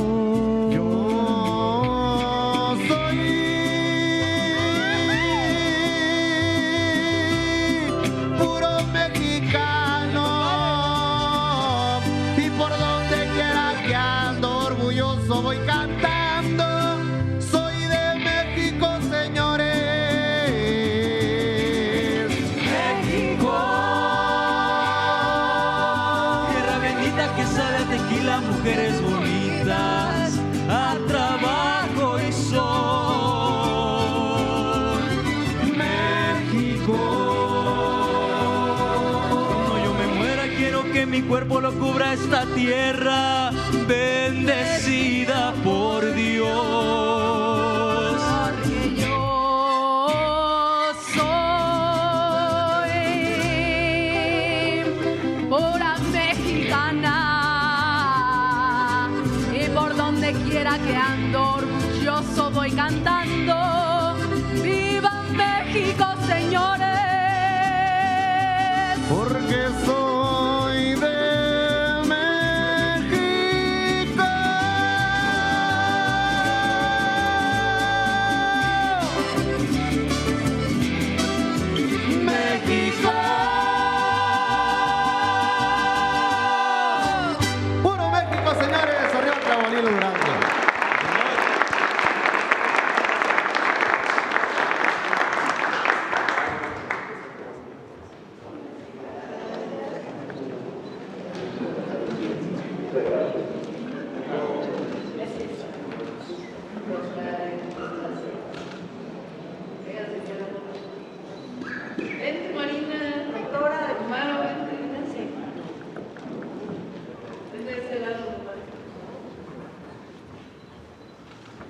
¿Podrían voltear de este lado, por favor?